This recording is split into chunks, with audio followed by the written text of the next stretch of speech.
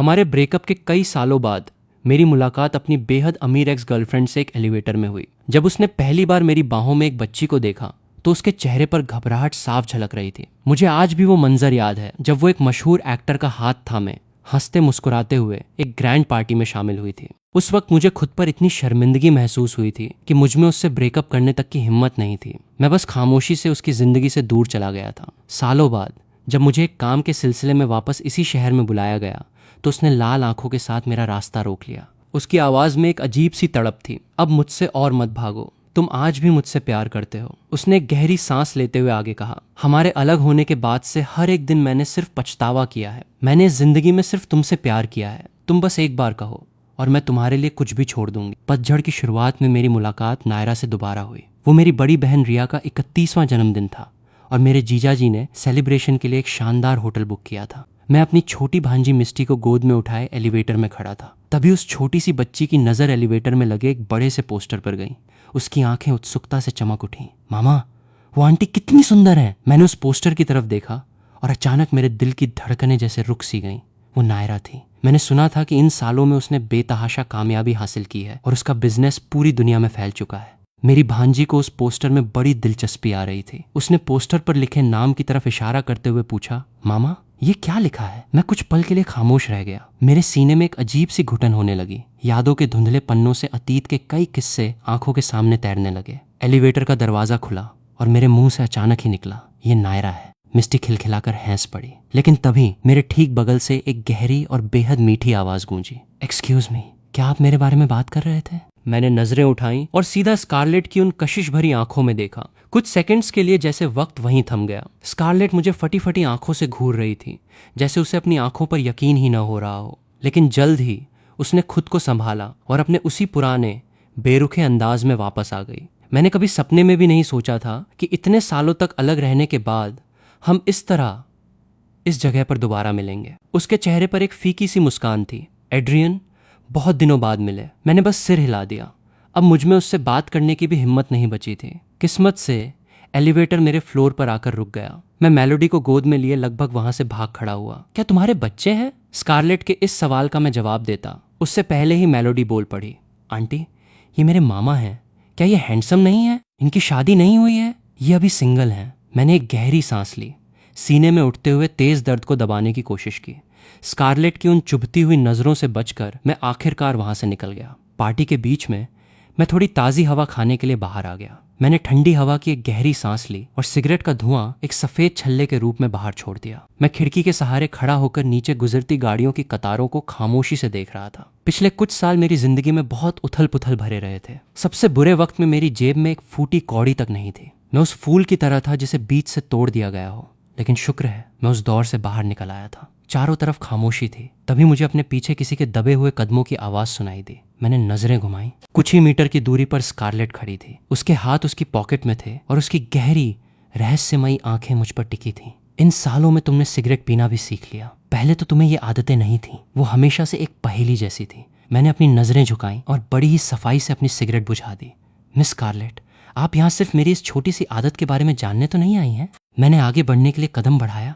खाली फर्श पर मेरे जूतों की आवाज गूंज रही थी और हर एक कदम मेरे दिल पर भारी पड़ रहा था। जैसे ही मैं स्कारलेट के पास से गुजरने लगा, उसने अचानक मेरा हाथ पकड़ लिया। एड्रियन, क्या तुम्हारे पास मुझसे कहने के लिए कुछ भी नहीं है? उसकी आवाज में एक अजीब सी बेचैनी थी, यहाँ तक कि एक मिन्नत भी थी। तब जाकर मैंने उसकी तरफ देखा। उसकी आंखें हल्की लाल हो चुकी थीं। एक्स पार्टनर्स के बीच बात करने के लिए बचता ही क्या है? पुरानी यादें ताज़ा करना या बुझी हुई आग को फिर से हवा देना। मैं खुद को बार बार समझा रहा था कि मुझे पिघलना नहीं है। मैं अब किसी को भी पसंद कर सकता हूँ, लेकिन स्कारलेट को दोबारा कभी नहीं। जो पन्ना मैं पलट चुका था उसे दोबारा पढ़ने का कोई मतलब नहीं था। स्कारलेट ने अपनी नजरें झुका ली। मेरे सवाल का जवाब देने के बजाय उसने पूछा, तुम इतने सालों तक कहाँ थे? मैं तुम्हें हर जगह ढूंढ रही थी, लेकिन तुम्हारी कोई खबर नहीं मिली। मैंने बड़ी ही बेरुखी से कहा, मिस स्कारलेट, आप मुझसे क्या चाहती हैं? मेरी नजरों में मेरा वहां से जाना स्कारलेट के लिए एक बिल्ली के खो जाने से ज्यादा कुछ नहीं था। आज उसे मुझ पर तरस आ रहा था तो वो मुझे ज्यादा प्यार दे रही थी। कल उसे कोई और पसंद आ जाएगा और मुझे फिर से भूखा रहना पड़ेगा। मैं बस एक पालतू जानवर की तरह था जिसे स्कारलेट ने अपने पास रखा हुआ था। मेरी इस बेरुखी को देखकर स्कारलेट मुझे ऐसे घूरने लगी जैसे वो मुझे अपने दिल में उतार लेना चाहती हो। एड्रियन, तुम सच में बहुत बेरहम हो। तुम मुझे बिना एक शब्द कहे छोड़कर चले गए। तुम्हारी हिम्मत कैसे हुई मुझे इस तरह छोड़ने की। कॉलेज के दिनों में मैं स्कारलेट के साथ रिलेशनशिप में था। मैं तब बस एक साधारण सा स्टूडेंट था और वो पहले से ही अपने फैमिली बिजनेस की मालकिन थी। स्कारलेट का फ्रेंड सर्कल बहुत बड़ा था, जिसमें ज्यादातर अमीर घर के बच्चे थे। एक छोटे से शहर से आया मेरे जैसा लड़का उसके उस हाई क्लास सर्कल में खुद को बहुत ही अनफिट महसूस करता था। वो बहुत ख्याल रखने वाली थी। हमारे रिश्ते की हर छोटी बड़ी बात को वो बहुत अच्छे से हैंडल करती थी। जब मेरे साथ के लड़के अपने एग्जाम्स और करियर की टेंशन में उलझे हुए थे, तब स्कारलेट ने मुझे एक बिल्कुल अलग और बड़ी दुनिया दिखाई थी। लंदन में बोटिंग करना, पेरिस में एग्जीबिशंस देखना, अमेरिका के हाईवेज पर सनसेट के वक्त तेज गाड़ी चलाना, रोम में पानी की तरह पैसा बहाना। एक आम परिवार के पूरे साल का खर्च वो एक रात में उड़ा देती थी। बिना किसी शक के स्कारलेट एक बहुत ही जिम्मेदार पार्टनर थी।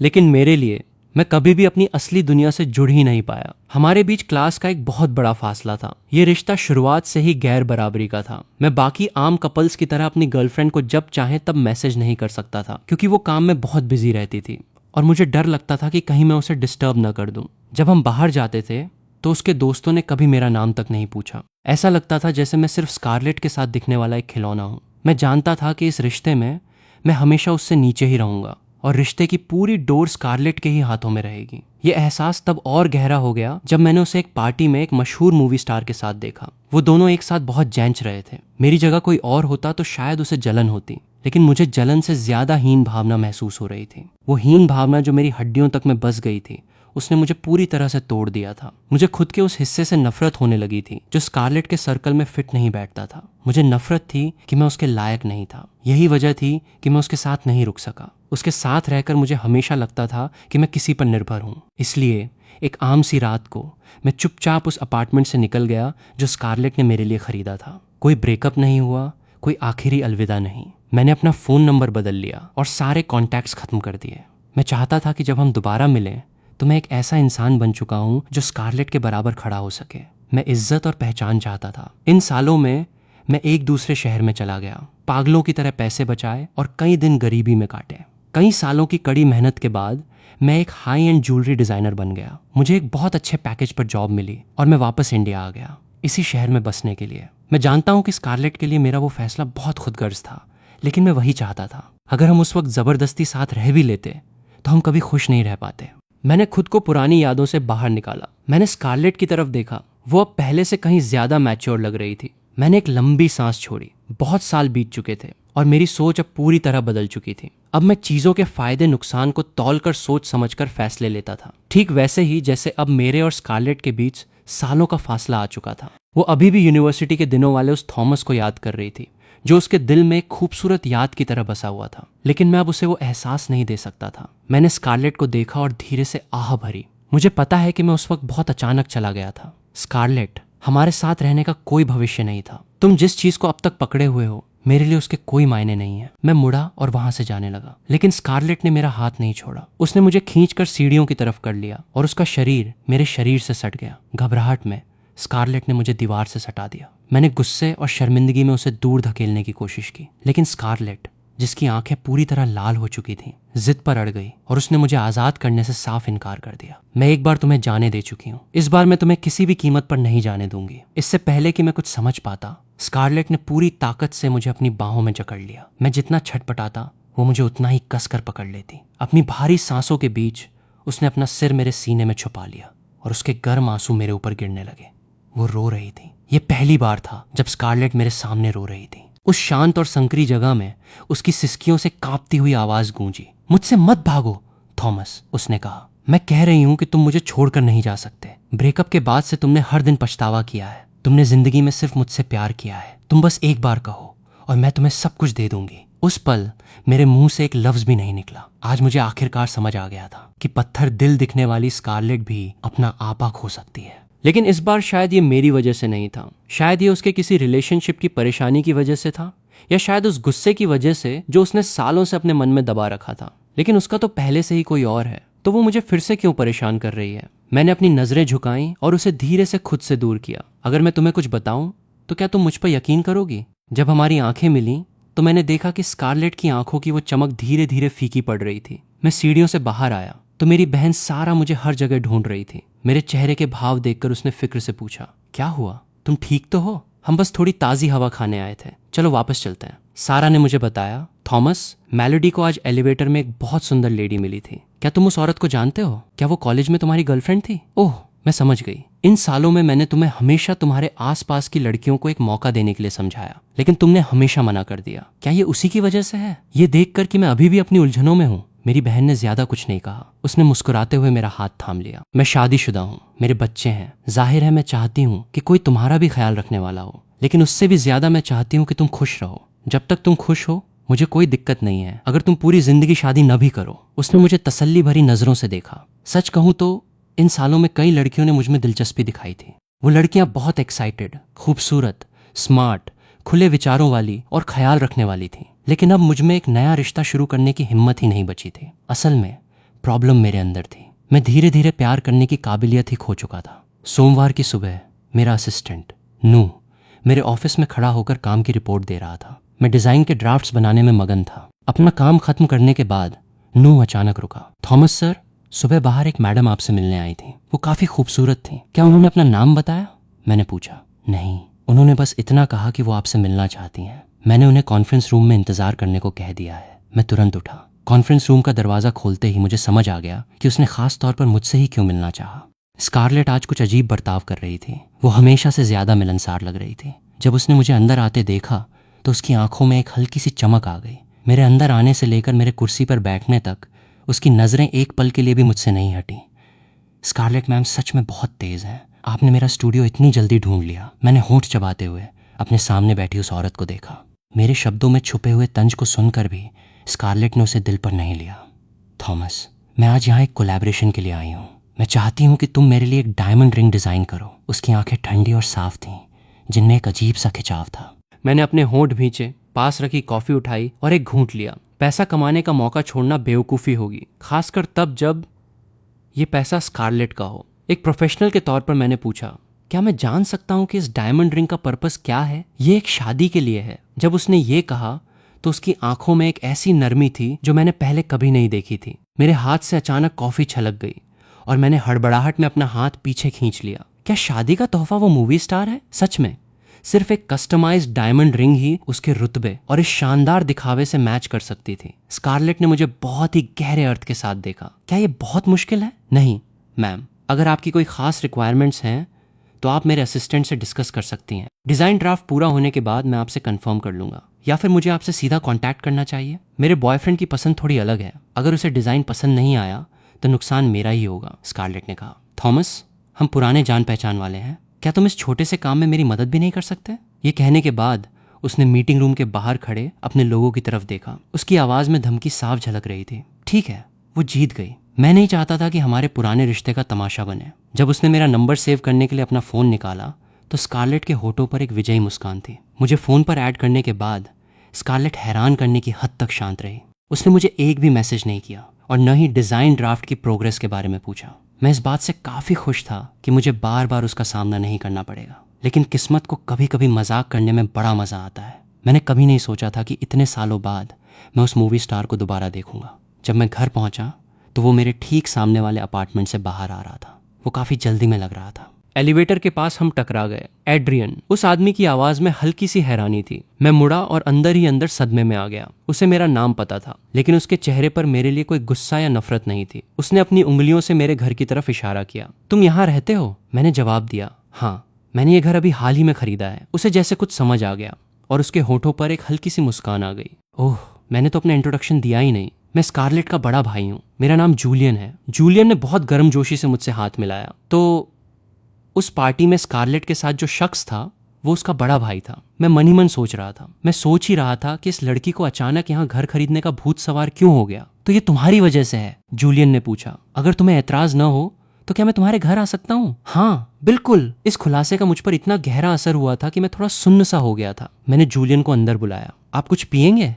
मैंने पूछा। पानी चलेगा, उसने कहा। मैं जूलियन को देखकर मुस्कुराया। वो बहुत ही साफ सुथरे इंसान लग रहे थे और जब से मैं अंदर आया था वो बहुत बारीकी से मुझे ऑब्जर्व कर रहे थे। उनकी नज़रों में सवाल भी थे और एक अजीब सी नरमी भी। क्या तुम्हें यह जानने की उत्सुकता नहीं है कि मुझे तुम्हारा नाम कैसे पता? सोफे पर मेरे सामने बैठते हुए उसने पूछा। मैंने चुपचाप अपनी नज़रें झुका ली। इसका सीधा कनेक्शन स्कारलेट से ही होगा, है ना? हाँ, मुझे तुम्हारे बारे में तुम दोनों के ब्रेकअप के बाद ही पता चला। उस वक्त मेरी बहन तुम्हें पागलों की तरह ढूंढ रही थी। वो पाताल तक छान मारना चाहती थी, लेकिन तुम्हारी कोई खबर नहीं मिली।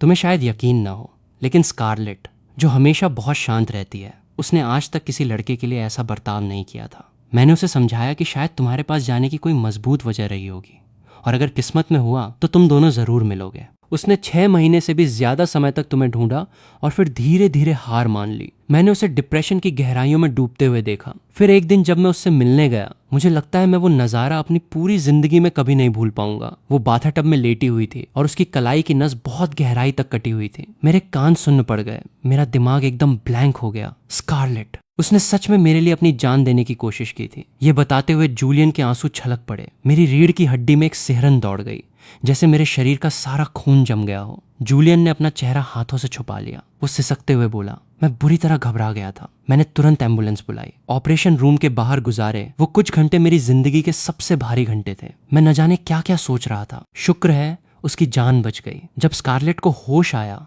तो वो पूरी तरह से टूट चुकी थी। उसके पहले शब्द थे, भैया आपने मुझे क्यों बचाया? एड्रियन, मेरी वो हमेशा जोश से भरी रहने वाली बहन पूरी तरह से बर्बाद हो चुकी थी। उसके चेहरे पर आंसुओं की धार बह रही थी। मेरे सीने में एक तेज दर्द उठा। मुझे इन सब चीजों के बारे में कुछ नहीं पता था। Julian ji, I am so sorry. Julian धीरे धीरे शांत हुआ। उसने अपनी आंखें पोंछी और मुस्कुराते हुए मेरी तरफ देखकर अपना सिर हिलाया। इसमें तुम्हारी कोई गलती नहीं है। ये मेरी बहन की गलती है कि वो इतनी जिद्दी है। जब वो किसी को दिल से मान लेती है तो फिर बस वही इंसान उसके लिए सब कुछ होता है। उसके ठंडे और बेरुखे बर्ताव पर मत जाना। वो सच में तुम्हें अपनी रूह से प्यार करती है। अब जबकि तुम वापस आ गए हो, इस बात से फर्क नहीं पड़ता कि तुम दोनों वापस एक हो पाओगे या नहीं। बस मैं ये उम्मीद करता हूँ कि तुम दोनों के बीच जो भी गलत फहमियां थीं वो दूर हो जाएं। जूलियन खड़ा हुआ और उसने मेरा कंधा थपथपाया। मैंने उसकी आंखों में देखा तो मुझे एक हौसला नजर आया, जैसे वो कह रहा हो कि सब ठीक हो जाएगा। मेरे ऊपर अपराध बोध का एक भारी पहाड़ टूट पड़ा था। मुझे लगता है कि स्कारलेट और मेरे बीच जो भी हुआ उसे समझने के लिए मुझे थोड़ा वक्त चाहिए। मैंने जूलियन का हाथ पकड़ा और आखिरकार सिर हिला दिया। शुक्रवार की रात थी और लड़के लड़कियां डांस फ्लोर पर आज़ादी से झूम रहे थे। पास ही एक केबिन में हम सब अपने दोस्त लियो का जन्मदिन मना रहे थे। मुझे लगातार ख्यालों में खोया हुआ देखकर लियो मेरे बगल में आकर बैठ गया। मैंने कभी नहीं सोचा था कि स्कारलेट प्यार में इतनी पागल हो सकती है। तुम्हारी तो बात ही छोड़ो, मुझे खुद ये सुनकर तगड़ा झटका लगा है। लियो का हमेशा मजाक करने वाला अंदाज आज गायब था। वो बहुत सीरियस लग रहा था। मैं हमेशा सोचता था कि स्कारलेट बस एक बिगड़ी हुई अमीरजादी है और वो तुम्हें लेकर कुछ खास सीरियस नहीं है, लेकिन अब लगता है कि सच्चाई कुछ और ही है। मैंने नजरें उठाकर लियो की तरफ देखा। वो मुस्कुराया। कुछ साल पहले स्कारलेट मुझसे मिलने आई थी। वो तब बहुत ही खस्ता हाल लग रही थी, जैसे उसकी जान ही निकल गई हो। वो बार बार तुम्हारे बारे में पूछ रही थी। उस वक्त मुझे भी बहुत गुस्सा था, इसलिए मैंने उसे तुम्हारा अता पता बताने से साफ मना कर दिया। अब पीछे मुड़कर सोचता हूँ तो लगता है कि अगर मैंने उसे तब बता दिया होता तो वो खुद को इतनी बड़ी मुसीबत में नहीं डालती। लियो ने गिल्ट में आह भरी और अपना ड्रिंक एक ही घूंट में पी गया। मैंने अपनी नजरें झुका ली। मेरे दिल में एक गहरी उदासी छा गई। मैं अब चलता हूँ, तुम लोग अपना ख्याल रखना। इससे पहले कि लियो कुछ बोलता, एलेक्सिस खड़ी हो गई। मैंने आज रात ड्रिंक नहीं की है, मैं तुम्हें घर छोड़ देती हूँ। मैंने लियो की तरफ देखा, जिसने मासूमियत से कंधे उचका दिए। एलेक्सिस मेरी और लियो की हाई स्कूल क्लासमेट थी। जब से मैं इंडिया वापस आया था वो लगातार मेरे करीब आने की कोशिश कर रही थी। लियो ने बताया था कि हाई स्कूल में भी वो मुझे पसंद करती थी, लेकिन मैं इतना बेवकूफ़ था कि मुझे कभी उसकी फीलिंग्स का एहसास ही नहीं हुआ। कोई बात नहीं, तुम परेशान मत हो, मैं कैब कर लूँगा। मैंने मुस्कुराते हुए मना किया, लेकिन एलेक्सिस मुझे छोड़ने की जिद पर अड़ गई। तुमने ड्रिंक की है, अकेले कैब से मत जाओ। मैं घर ही जा रही हूँ, तुम्हारा घर रास्ते में ही पड़ेगा, कोई परेशानी नहीं होगी। उसका इतना उत्साह देखकर मैं दोबारा मना नहीं कर सका। मेरा घर यहाँ से बहुत पास है, मुश्किल से 10 मिनट का रास्ता है। रात ठंडी और शांत थी और स्ट्रीट लाइट्स के नीचे सिर्फ हम 2 लोगों की परछाइयाँ थीं। मैंने एलेक्सिस को देखकर मुस्कुराया। इतनी रात को मुझे घर छोड़ने के लिए थैंक यू। मेरी ईमानदारी से भरी नज़रों ने शायद उसे थोड़ा शर्मा दिया। उसने मुस्कुराते हुए अपने बाल संवारे। इसमें थैंक यू की क्या बात है, उसने कहा और एक गहरी सांस ली, जैसे वो थोड़ी नर्वस हो। क्या तुम इस वीकेंड फ्री हो? मैं तुम्हें डिनर पे इनवाइट करना चाहती थी। सॉरी, मुझे शायद इस वीकेंड ओवर टाइम काम करना पड़े। मैंने माफ़ी मांगते हुए एलेक्सिस की तरफ देखा। उसे लगा कि शायद वो मुझे परेशान कर रही है, इसलिए उसने जल्दी से बात संभालने की कोशिश की। कोई बात नहीं, तुम अभी अभी देश वापस आए हो, काम में बहुत बिजी होगे। जब भी तुम फ्री हो मुझे बता देना। मुझे सच में बहुत अफसोस है, लेकिन मैं अभी इन सब चीज़ों के बारे में नहीं सोच रहा हूँ। शायद तुम्हें किसी और को मौका देना चाहिए। मेरे ऊपर अपना वक्त बर्बाद करने की ज़रूरत नहीं है। मेरा इनकार बहुत साफ और सीधा था। एलेक्सिस के चेहरे की मुस्कान गायब हो गई। कुछ मायनों में स्कारलेट और मैं एक जैसे ही जिद्दी हैं। मैं मुड़ा और जाने लगा, लेकिन एलेक्सिस ने मुझे पीछे से आवाज़ दी। उसकी आंखों में एक अजीब सी गहराई थी। एड्रियन, मैं उस दिन का इंतज़ार करूंगी जब तुम मुझे उस नज़र से देखोगे, उसने कहा, जैसे उसे मेरे इनकार से डर लग रहा हो। अगले ही सेकंड एलेक्सिस कार में बैठी और चली गई। जब कार रात के अंधेरे में गायब हो गई, तभी मैंने एक गहरी सांस ली। प्यार सच में बहुत तड़पाने वाली चीज़ है। मैंने उसे कई बार मना किया था, फिर भी एलेक्सिस अपनी सच्ची भावनाओं को पकड़े हुए थी, इस उम्मीद में कि शायद एक दिन वो मेरा दिल जीत लेगी। बदकिस्मती से किसी के लिए सिर्फ बुरा लगना या इम्प्रेस होना प्यार नहीं होता। मैं एलेक्सिस की फीलिंग्स का जवाब कभी नहीं दे सकता था। मैंने अपने कोट को कसा और तेज कदमों से एलिवेटर की तरफ बढ़ा। एलिवेटर का दरवाजा खुला और शराब की एक तेज महक ने मुझे घेर लिया। स्कारलेट मेरे दरवाजे पर बैठी थी और बहुत ही बुरी हालत में लग रही थी। इतनी बिखरी हुई हालत में भी उस औरत के अंदर एक ऐसा शाही अंदाज था जिससे नजरें हटाना नामुमकिन था, और वो उसके आसपास शराब की खाली बोतलें बिखरी पड़ी थीं। उसने कितनी पी रखी थी, मेरी भौहें तन गईं। हम दोनों एक दूसरे को खामोशी से घूरते रहे। यह पहली बार था जब मैंने स्कारलेट को इतना बेबस देखा था। उसके होंठ एक सीधी लाइन में खिंचे हुए थे। लंबी खामोशी के बाद उसने धीरे से पूछा, क्या तुम? उसका आधा वाक्य गले में ही अटक गया। मैंने अनजाने में अपनी मुट्ठियां इतनी कस लीं कि मेरी उंगलियों के पोर सफेद पड़ गए। क्या वो औरत जो तुम्हें अभी वापस छोड़ने आई थी, क्या तुम दोनों साथ हो? स्कारलेट का चेहरा उतरा हुआ था और उसकी खूबसूरत आंखों में जैसे आंसुओं का समंदर उमड़ रहा था। तो उसने आज रात सिर्फ इसी वजह से इतनी शराब पी है? तुम जैसा सोच रही हो वैसा कुछ नहीं है। मैंने स्कारलेट को देखा और उसे उठाने के लिए हाथ बढ़ाना चाहा, लेकिन उसने मेरा हाथ झटक दिया। उसकी आंखों में एक गहरी शिकायत थी। काफी देर बाद उसने आखिरकार खुद पर हंसते हुए एक दर्द भरी मुस्कान दी। एड्रियन, मैं तुम्हारे लिए हूं क्या? उसने कहा और अपने सामने पड़े एक कैन को ठोकर मारते हुए खड़ी हो गई। वो लड़खड़ाते हुए एलिवेटर की तरफ बढ़ी और मेरी कोई भी सफाई सुने बिना ही वहां से चली गई। उस रात मुझे बिल्कुल नींद नहीं आई। मैं करवटें बदलता रहा और स्कारलेट के साथ बिताए अपने अतीत के सपने देखता रहा, जो मेरे दिमाग में किसी स्लाइड शो की तरह चल रहे थे। मेरे 21वें जन्मदिन पर स्कारलेट ने मेरे लिए एक बहुत बड़ा सरप्राइज प्लान किया था। वो मेरी जिंदगी का सबसे खुशनुमा जन्मदिन था। उसने मुझे एक घड़ी पहनाई थी और वादा किया था कि वो पूरी जिंदगी सिर्फ मुझसे प्यार करेगी। हम दोनों ने सबकी जलती हुई नजरों के सामने एक दूसरे को गले लगाया और किस किया था।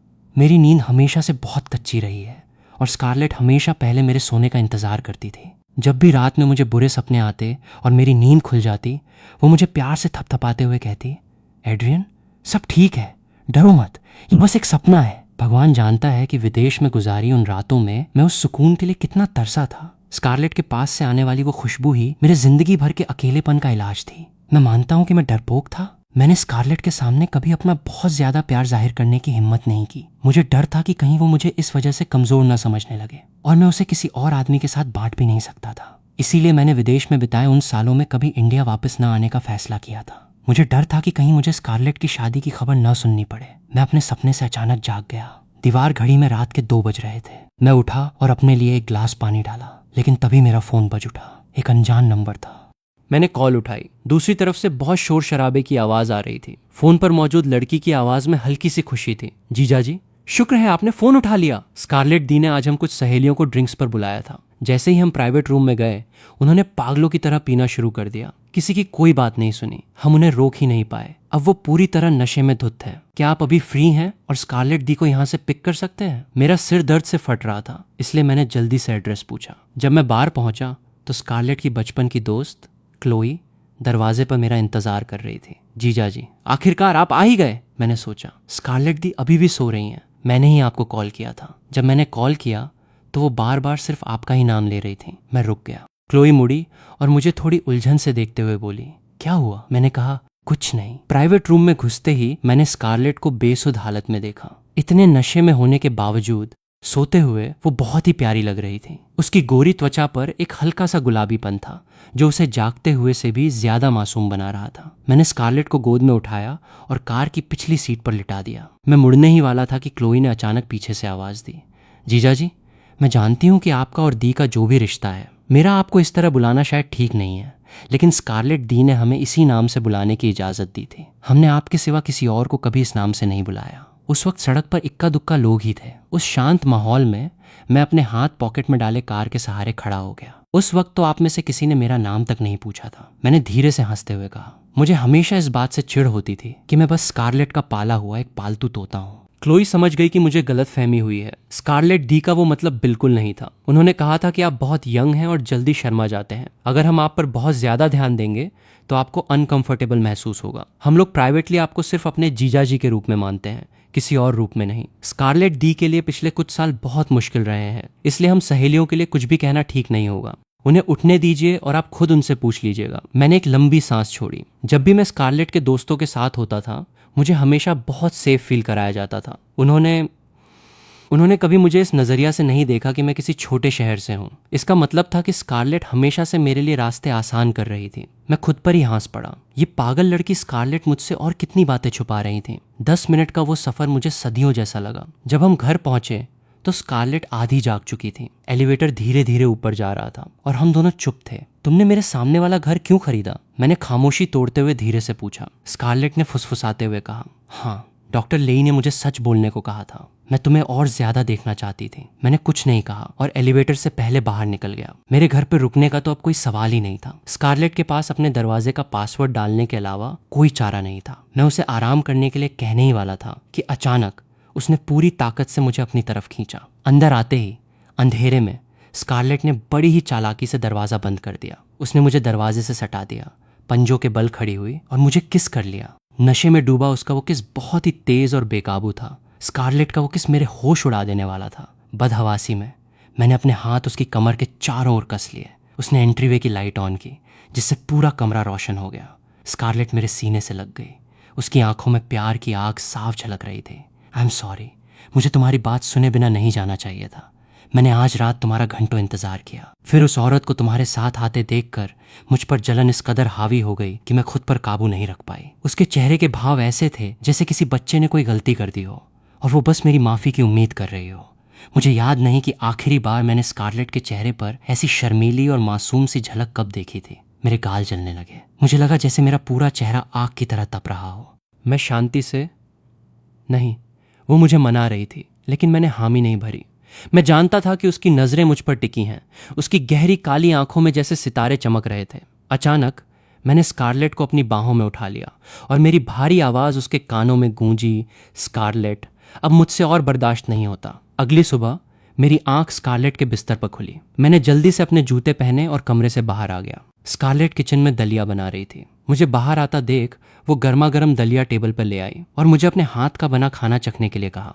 मैं एक ऊंची कुर्सी पर बैठ गया। दलिया की खुशबू बहुत अच्छी आ रही थी। मैं सफेद चीनी मिट्टी के कटोरे में चम्मच घुमाता रहा लेकिन मुझे बिल्कुल भूख नहीं थी। मैंने स्कारलेट की तरफ देखा जो अभी भी काम में बिजी थी और मेरी आंखें गहरी हो गईं। तुम्हारी कलाई पर वो चोट का निशान कैसे आया? मेरे इतना कहते ही स्कारलेट के कदम ठिठक गए। वो मुड़ी जैसे उसे मेरी आंखों में देखने से डर लग रहा हो। मैं उसके पास गया। मैंने उसका हाथ पकड़ने की कोशिश की लेकिन स्कारलेट ने मुझे रोक दिया। उस भद्दे से निशान के बावजूद मैंने जिद करके उसकी उंगलियों को छुआ और उस घाव पर हाथ फेरा। उस निशान को छूते ही मेरी आंखों में आंसू आ गए। वो इतना गहरा था, मैं सोच भी नहीं सकता था कि उसने कितनी गहराई तक कट लगाया होगा। अगर विलियम उस दिन उससे मिलने न आया होता तो नतीजे कितने भयानक हो सकते थे। अगर स्कारलेट ने सच में मेरी वजह से सुसाइड कर लिया होता तो मैं पूरी जिंदगी गिल्ट में जीता रहता। स्कारलेट ने प्यार से मेरे आंसू पोंछे। तुम क्यों रो रहे हो? मैं बिल्कुल ठीक हूँ। तुम इतने बेवकूफ कैसे हो सकते हो? उसने कहा। शुरुआत के 6 महीनों तक जब तुम मुझे नहीं मिले तो मैंने तुमसे बेइंतहा नफरत की। मुझे इस बात से नफरत थी कि तुमने मुझे अपने प्यार में पागल किया और फिर छोड़कर चले गए। बाद में मुझे धीरे धीरे समझ आया कि तुम मुझे इसलिए छोड़कर गए क्योंकि शायद मैं तुम्हारे लायक नहीं थी। लेकिन मेरा यकीन करो, जिस दिन से मैं तुम्हारे साथ थी मैंने तुम्हें अपना मान लिया था और मैंने कसम खाई थी कि मैं जिंदगी में सिर्फ तुमसे ही शादी करूंगी। स्कारलेट जितनी नरमी से मुझे समझा रही थी मेरे आंसू उतनी ही तेजी से बह रहे थे। पिछले कुछ साल सच में उसके लिए बहुत दर्दनाक रहे थे। उसने पागलों की तरह मेरे आंसू पोंछे और आखिरकार उन्हें चूम लिया।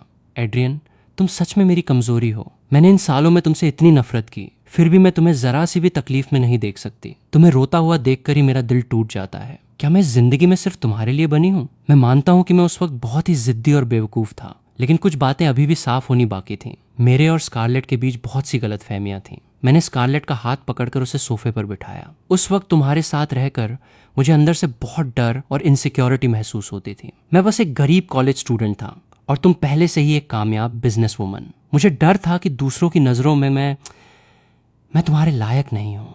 मैं तुम्हारे साथ खुश था, लेकिन मैं अपनी खुशी तुम्हारे साथ बांटने से डरता था।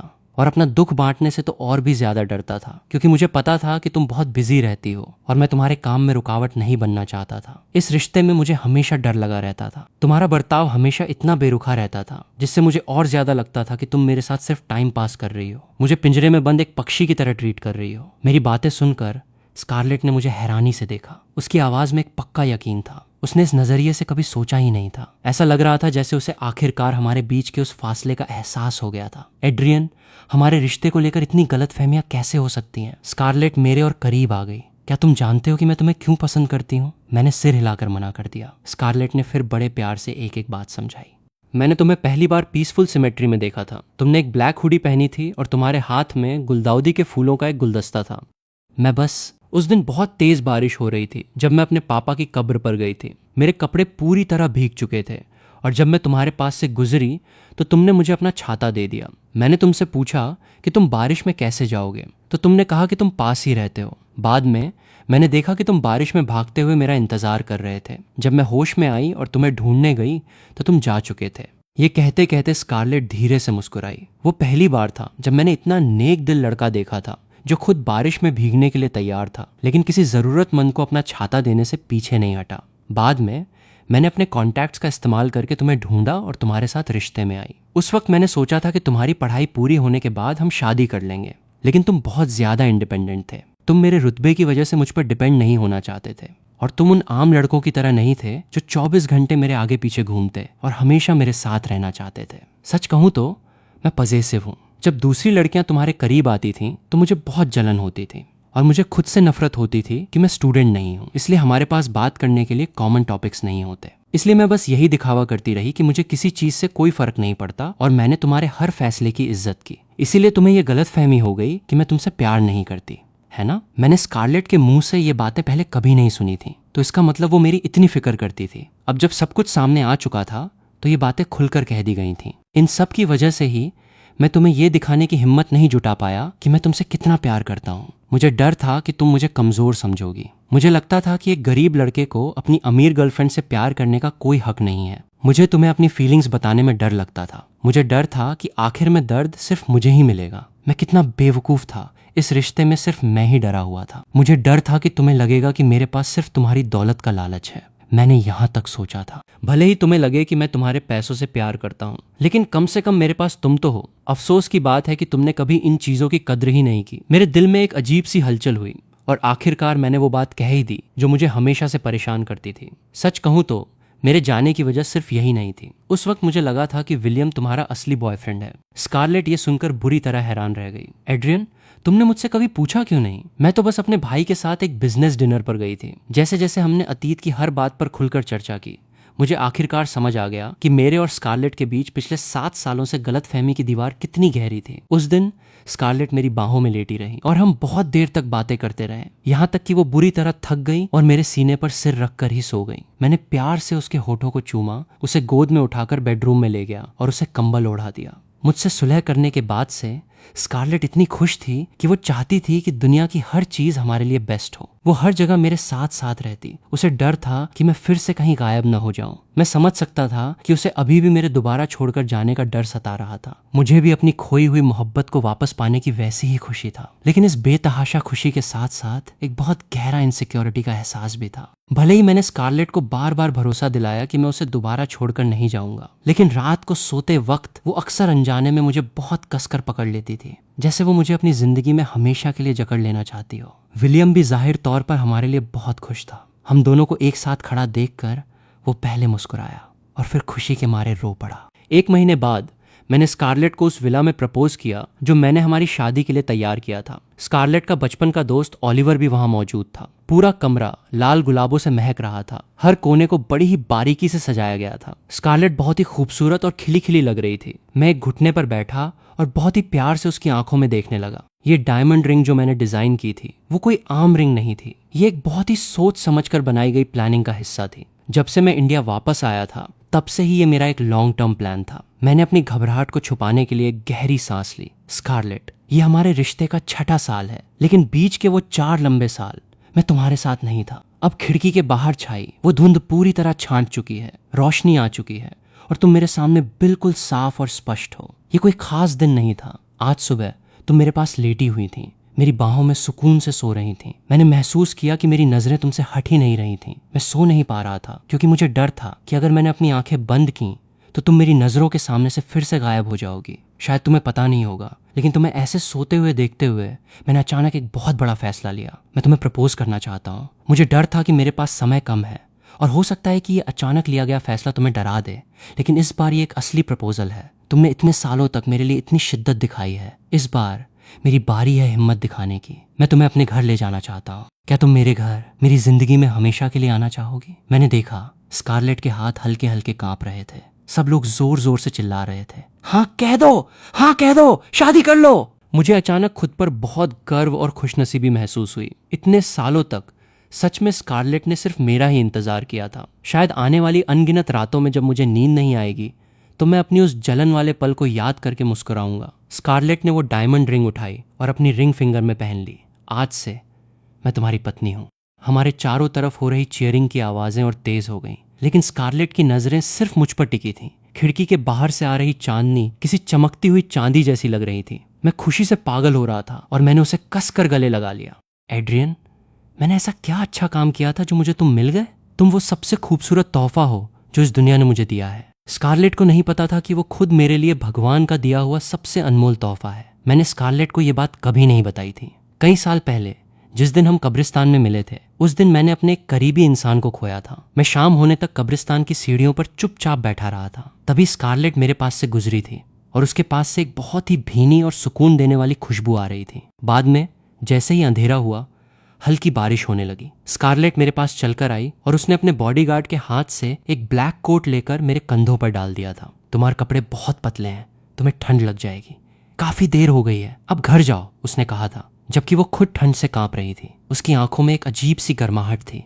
शायद स्कारलेट कभी नहीं समझ पाएगी कि उसके उस छोटे से इशारे ने मुझे उस वक्त कितनी हिम्मत और सुकून दिया था। मैंने बस अपना सिर हिला दिया था। उसके कपड़ों को बारिश में भीगता हुआ देखकर मैंने अपने बैग से एक छाता निकाला और उसे दे दिया। मैंने कभी नहीं सोचा था कि मेरे उस छोटे से काम को स्कारलेट इतने सालों तक याद रखेगी। जब मेरी जिंदगी में चारों तरफ मायूसी थी, मैं खिला और बाकी सब मुझे तोड़ करना चाहते थे, लेकिन सिर्फ स्कारलेट थी जो मेरे पास से गुजरी और जिसने मेरे ऊपर छाता तान दिया।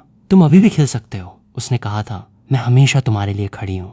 तो दोस्तों, इस कहानी में आज के लिए बस इतना ही। वीडियो को पूरा देखने के लिए आप सभी का बहुत बहुत शुक्रिया। और हाँ, जाते जाते एक बहुत बड़ी खुशखबरी, आप सबके बेइंतहा प्यार और सपोर्ट से आज हमारे चैनल पर 10,000 सब्सक्राइबर्स पूरे हो गए हैं। थैंक यू सो मच यार, आप लोगों के बिना ये सफर बिल्कुल नामुमकिन था। अगर आप भी मेरी तरह गेमिंग के दीवाने हैं या फिर कंटेंट क्रिएशन के कमाल के टिप्स और ट्रिक्स जानना चाहते हैं तो नीचे डिस्क्रिप्शन में दिए लिंक से हमारा डिस्कॉर्ड सर्वर जरूर ज्वाइन कर लो। वहां हम सब साथ में गेम्स भी खेलेंगे और ढेर सारी बातें भी करेंगे। जाने से पहले वीडियो को लाइक, शेयर और चैनल को सब्सक्राइब करना बिल्कुल मत भूलना। मिलते हैं बहुत जल्द एक और नई वीडियो में। तब तक के लिए थैंक यू और टेक केयर।